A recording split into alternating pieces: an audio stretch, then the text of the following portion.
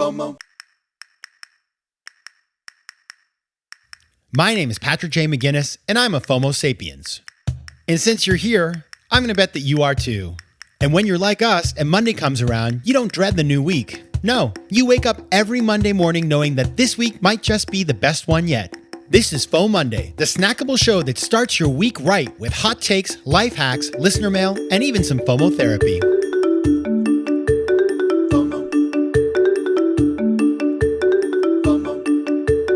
Hey everybody, welcome to FOMOnday, the companion show to FOMO Sapiens, where we talk about things that, beyond just trying to make your Monday bright, make your life better. I'm your host, Patrick McGinnis, venture capitalist by day, author and podcaster by night, and FOMO Sapiens 24/7.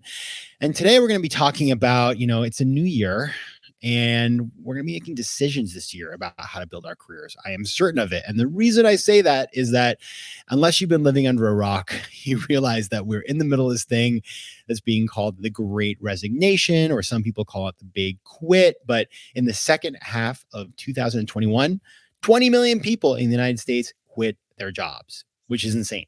And so I will have a very special guest today who's going to help us think through how to build our careers. His name is Mark Hirschberg, and he's the author of The Career Toolkit, Essential Skills for Success That No One Taught You.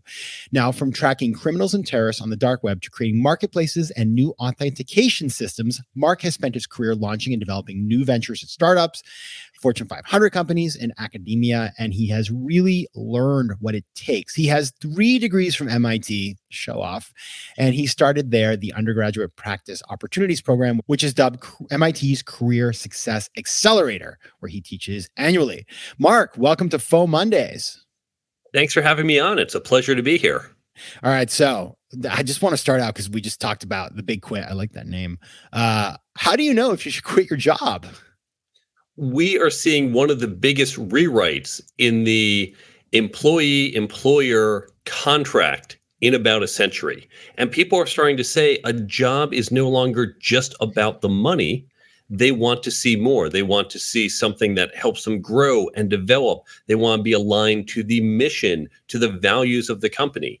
And so people are asking themselves, is this job right? Not just because I'm happy with how much money I'm making, but on these other fronts. And also people need to be asking themselves, is this job taking me where I want to go in the future? Is it setting me up for future success, not just what I get out of it today? Yeah, totally. And you know what? As somebody who quit his job after the financial crisis, I had my own big quit. It's hard, right, to know, but you can, if you think through it emotionally and physically and mentally, and just you kind of spend time thinking about all those aspects, you will have the answer. But if you're going to quit, you need a plan. And so what we're going to talk about today is some of the things in your book, these skills for success that no one taught you, but that you're teaching all these kids at MIT. So let's dig into those. Let's start with the first one. Let's talk about career planning. Give us some guidance on how we should plan our careers. Most people never even bother creating a plan. I think, it's too hard. But you would never do a project at work. You'd never take on a year-long project without some type of plan. Now, when you create that plan day one, it's not going to work out exactly as you have planned. You also can't tell yourself, well, here's what I'm doing on day 257. You have some placeholders in the future. The next 30 days, it's pretty clear. Further out, you've got these placeholders. That's what we need to do with our career. So start from where you want to wind up. Where do you want to be in 10, 15, 20 years? Okay, to get there, what are those intermediary steps? If you want to be here in 15 years, where do you need to be in 10, in 7, in 3? And then, of course, you have some type of skills gap. You say, well, to be here, I don't yet have all the experience or skills. So I need to build forward that plan to fill in that gap to get to that state. And of course, like any plan, we need to check in regularly and update it because it's never going to go exactly how we laid it out.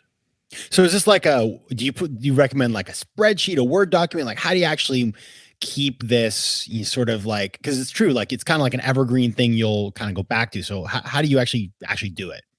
In the book, I have a visual of how I like to map it out, and I use almost a decision tree. You think about all the different paths you could do going forward, and you start to prune the tree. I figured out I'm not going to be a lawyer, not going to law school. We pruned off that whole branch long ago. And so we all start pruning around college. You can pivot as well. And that just means from the path that you're on, start to divert in other directions. And how could that path expand in that way? And there are different techniques. Some people do like using spreadsheets. Some people like writing things down or even vision boards or plans. Other people just keep the ideas in their heads. And it's what works for you. But you want to very clearly have that mapping. And then how you execute on it, how you do the little details on it will vary by your preference. Now, I want to step back even a step before that, which is like figuring out. Some people just are like, I have no idea what I even want to do. So what can people do just to get to the point where you can even see the end point of where you want to go?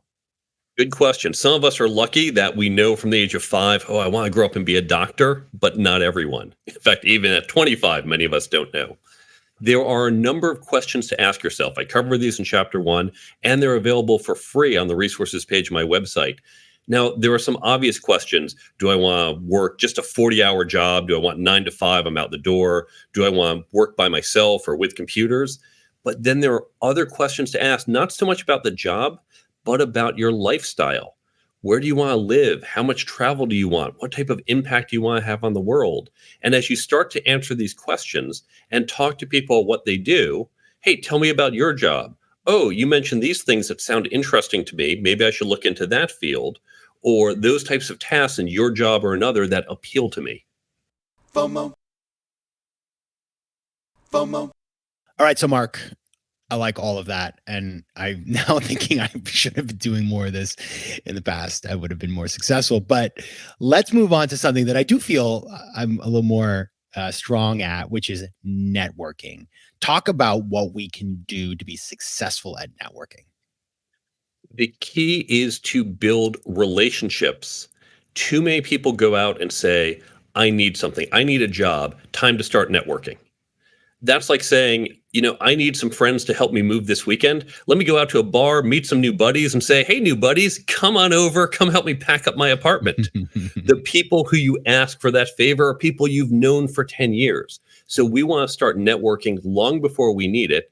And we want to start by relationship building and not thinking, hey, new friend, here's what I need from you. Don't start with an ask. Start with, I want to get to know you. I value our relationship. I'm not here to take from you. And maybe down the road, I'll ask you for a favor, but think about focusing on that relationship. And even I always think, nice to meet you. What can I do to help you? Start by thinking, how can you help someone else? I do think that the helping thing is a good start. There are some people, and we all know them, where you have a coffee with them. You've literally just met this person, and by the end of the hour, they've offered to introduce you to 37 people. I also think that is extreme. So like, think about like a couple of high impact things you can do. But the person who comes in hot, I was like, well, you need to meet everybody I know. That actually, to me, it's like, whoa, you're too intense. Like, I think I'm going to have to go meditate now. What do you think about that? Well, I also think, what is their gating function? You and I both know lots of people. Some of them are extremely successful. I know CEOs of multi-billion-dollar companies.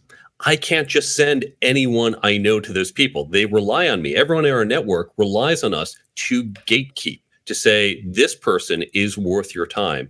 And someone who says, hey, stranger, who I don't really know you yet. I don't have that trust, but I'm going to introduce you to lots of people in my network. To me, that's a signal they're not gatekeeping well. They're probably just looking at some type of metric, how many connections they have on LinkedIn, how many introductions, and not saying in more of a sniping fashion, you and you would be a really good connection. And I'm intentionally thinking about it and doing that gatekeeping. So I think you're right. That's a negative signal if I see people doing too much of that. Gatekeeping. It's a new word. Oh man, that is a word that I will be using this year and beyond. All right, now let's get into negotiating. This is the part I really stink at. I've gotten better because like I've had to learn, but I remember taking negotiations class in business school, and my big insight was if I sat next to the person on the same side of the table, I could say things like, we're facing the problem from the same direction. That was like my only trick. Terrible. Give us some tips. Help me out here. What can we do to be better negotiators? That's not totally bad, by the way. When I negotiate when I'm hiring someone, instead of sitting across the table, I'll sit usually at that 90-degree angle so we're not in opposition. Yeah. But here is the most important thing to remember when negotiating. When you turn on the TV and you watch your favorite football team play, you turn it on, you watch them play for 3 hours, you turn it off when they're done.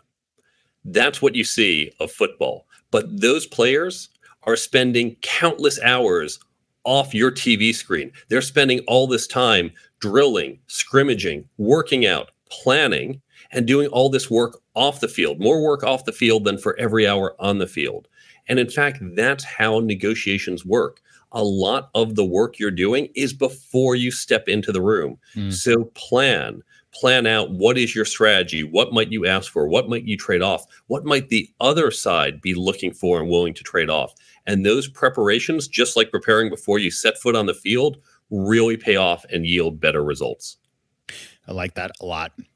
I think you have a lot of insight there. I mean, that's a super strong point. Now, I do want to ask you one final question, which is, you're advising all of these smart MIT kids now, and I imagine some of them are like incredible brains, but maybe not as good at some of the soft skills we all know. Not to pick on MIT, but these kids, you've seen patterns over the years, so you're just able to see how they play out in the real world.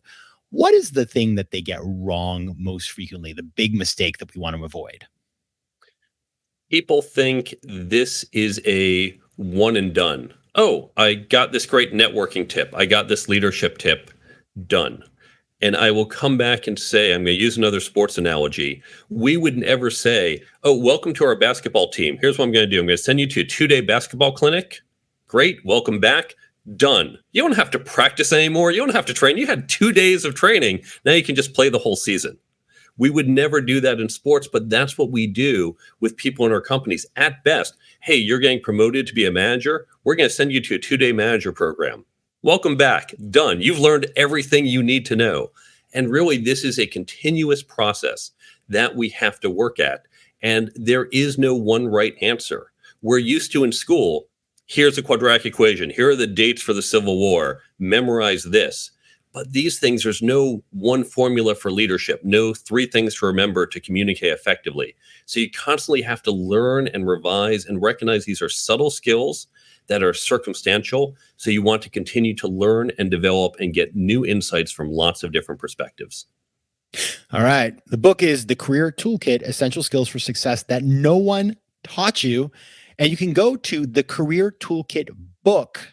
That book is important. thecareertoolkitbook.com for an app and free resources, and to learn more about how Mark has laid out his thinking about how to do all of these things.